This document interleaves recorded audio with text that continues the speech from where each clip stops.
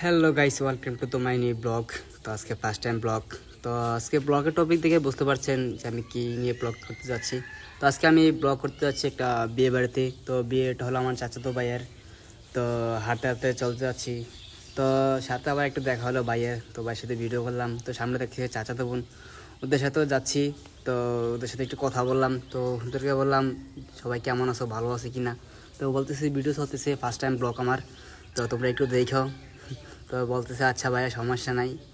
তো উনি তো শরম পেয়ে গেলো একটু, লাজুক নিয়ে। তো তারপর হাঁটতে হাঁটতে আর একটু সামনে গেলাম। তো দেখলাম যে আরও কয়েকটা চাচাতো বোন আছে।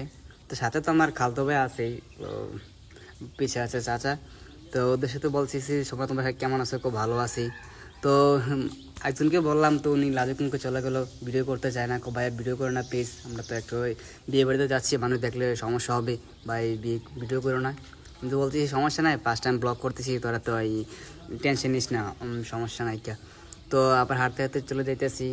তো সামনে দেখতেছি দাদা ভাই, ওনারা বলতেছে দাদা ভাই ভিডিও চলতেছে, কোনো সমস্যা নাই করো। আমাকে ব্লগ করে কবে থেকে আমি ফার্স্ট টাইম করতেছি।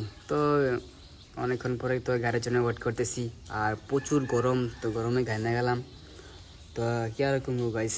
তো তো অপেক্ষা করার পরে তো গাড়িতে উঠে পড়লাম। তো অবশেষে বাইরের ওদেরটা একটু ভিডিও করলাম। এটা হচ্ছে আমাদের 1200 এলাকার জম্মুনি।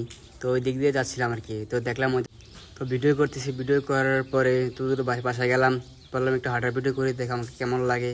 তো বলতেছে ভাই খারাপটা ভালোই লাগতেছে। তো ওদিকে দেখি তো মেয়েরা বসে আছে জামাইকে আপ্যায়ন করার জন্য।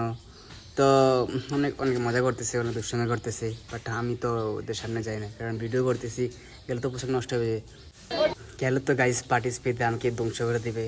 তো ওইদিকে থেকে জামাইকে পার্টিসিপেট দিয়ে একবারে ধ্বংস করে ফেলছে। তো কী করবো, জামাই মস্তেছে আর কি।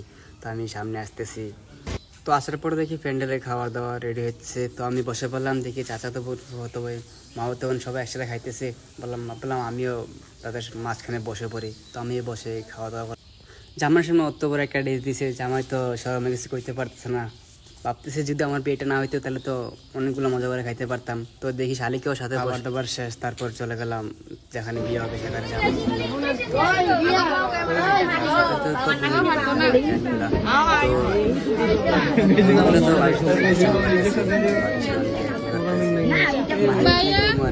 মজা হয়েছে আর কি। যাই হোক